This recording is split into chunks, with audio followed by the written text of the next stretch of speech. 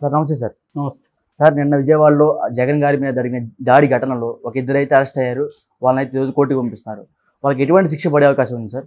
Yeah ముందుగా అసలు వాళ్ళెవరు, బ్యాక్గ్రౌండ్ ఏంటి అనేది చూద్దాం.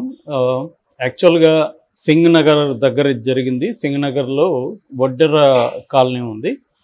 ఆ కాలనీలో వాళ్ళే చేశారని ముందు నుంచి కూడా పోలీసులు అనుమానిస్తున్నారు. దాదాపు 60 మందిని పోలీసులు అదుపులోకి తీసుకొని ప్రశ్నించారు. గత 3-4 రోజుల నుంచి ఇదే పనిలో ఉన్నారు.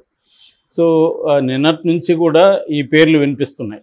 ప్రధానంగా వేసిన అతని పేరు సతీష్ అని, అతనికి హెల్ప్ చేసిన వాళ్ళు ఇంకొక 5 మంది ఉన్నారు అనేది నిన్న లీక్ అయిన విషయం.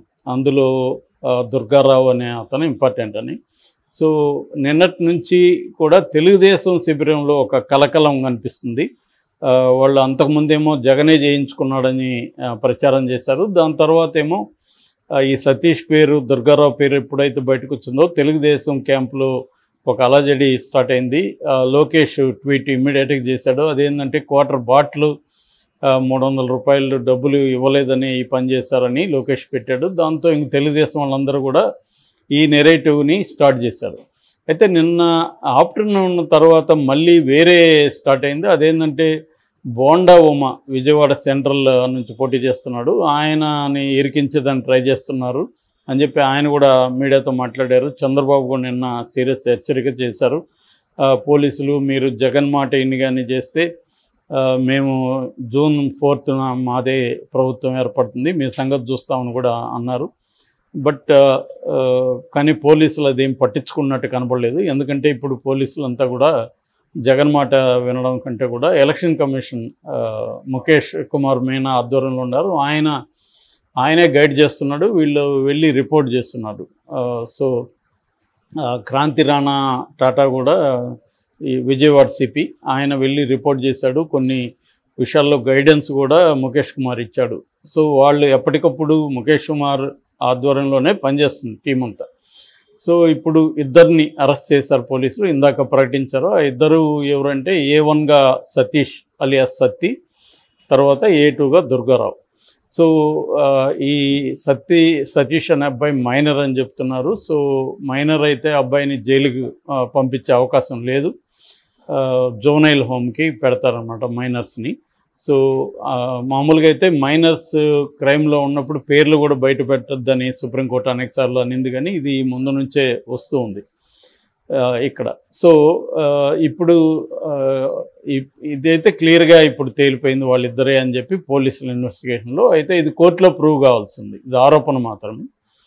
సో ఆల్రెడీ వీళ్ళ తరపున అబ్దుల్ సలీం, ఆయన ఇంతకుముందు కోడికత్తిలో కూడా కోడికత్తి సీను తరపున వాదించాడు.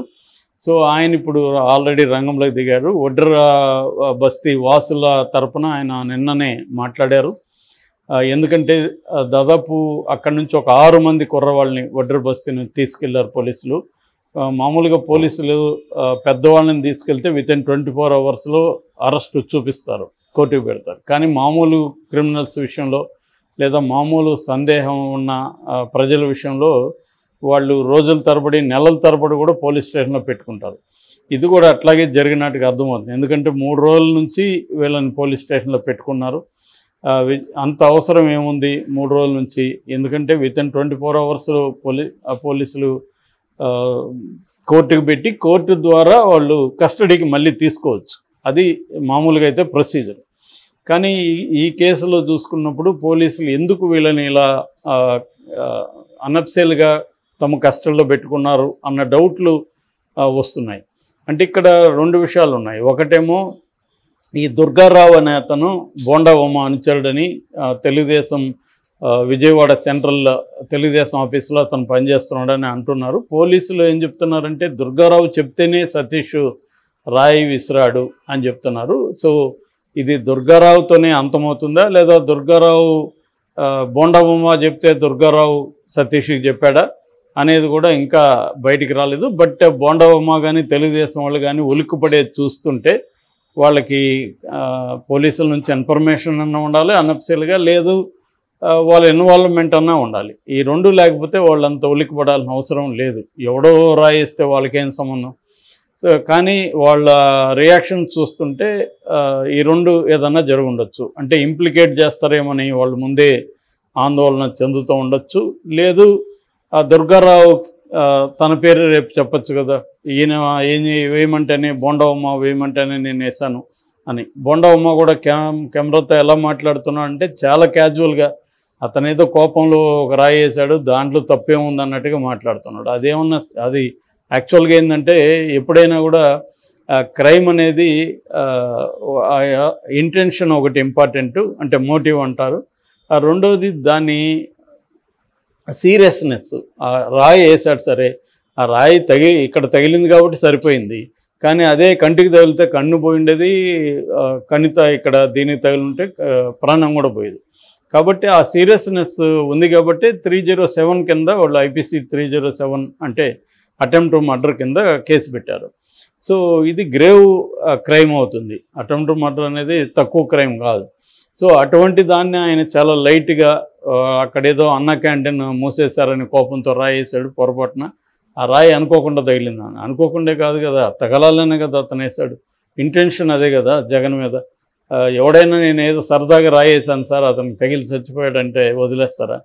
సో అలా మాట్లాడుతున్నాడు. ఇవంతా ఏంటంటే తెలుగుదేశం నాయకుల్లో ఒక క్లారిటీ, ఒక యూనిటీ లేదు మాట్లాడడంలో ఈ విషయంలో.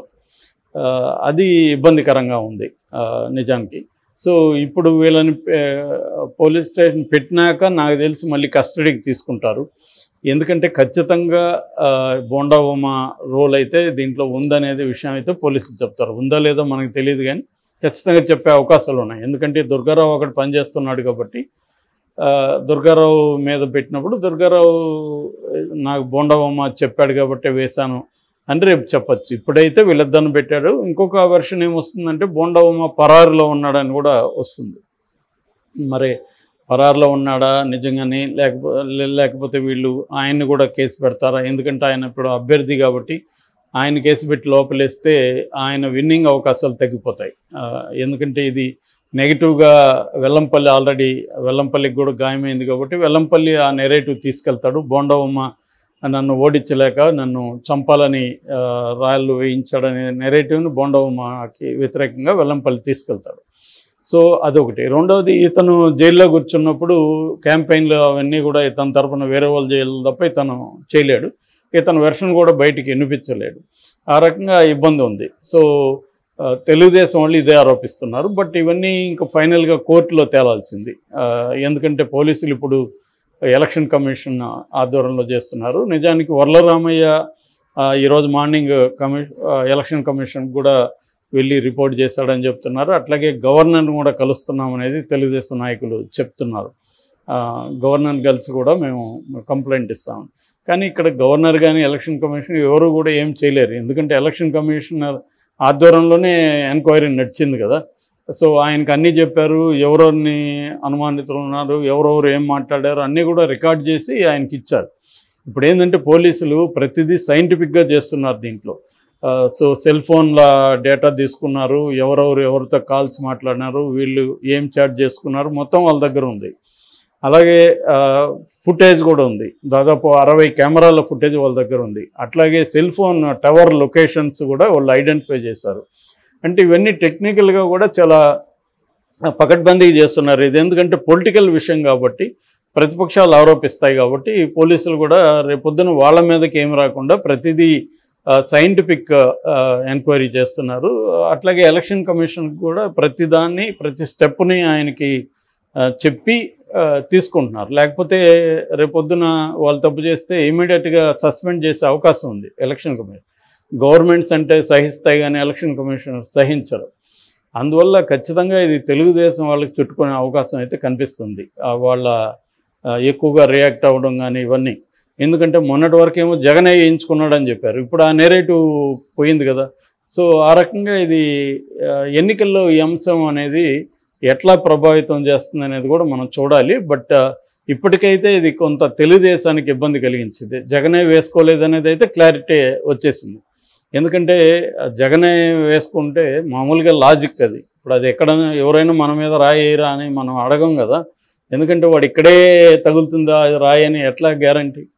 సో అది ఎక్కడైనా తగలొచ్చు. యాక్చువల్గా అంతకుముందు పవన్ కళ్యాణ్ కూడా ఏమన్నాడు, పూలమాలలోంచి సందులోంచి రాయితో కొట్టుకోండొచ్చు కదా అన్నాడు. ఇప్పుడు అవన్నీ అబద్ధాలని తేలిపోయింది. సో దానివల్ల వాళ్ళ మీద విశ్వసనీయత అనేది జనంలో తగ్గుతుంది. ఆల్రెడీ జగన్ ఈ అంశాన్ని బలంగా తీసుకెళ్తున్నాడు. నేను వర్సెస్ కూటమి, వాళ్ళకి విశ్వసనీయత లేదని. ఇప్పుడు దానికి దోహదం చేసే విధంగా తెలుగుదేశం వాళ్ళ బిహేవియర్ ఉంది.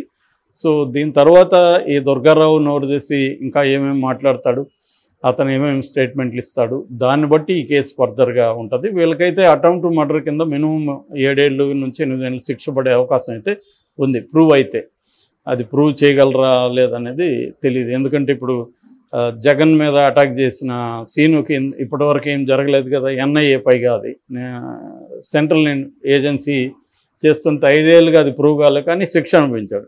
మన దేశంలో ఏంటంటే ప్రాసెస్ ఈజ్ పనిష్మెంట్ అంటారు. అంటే ప్రూవ్ కాకుండా కూడా నీకు 10 ఏళ్ళు జైలు శిక్ష పడిపోయే అవకాశాలు ఉంది. ఫర్ ఎగ్జాంపుల్ జిఎన్ సాయిబాబా, ఆయన నిర్దోషిగా రిలీజ్ అయ్యాడు 10 ఏళ్ళ తర్వాత. 10 ఏళ్ళు జైల్లో ఉన్నాడు, 90% వికలాంగుడు. కాబట్టి ఇండియాలో ఏంటంటే శిక్ష పడుతుందా లేదా పక్కన పెడితే నువ్వైతే ఈ లోపల శిక్ష అనుభవించేస్తావు నిర్దోష అయినా కూడా.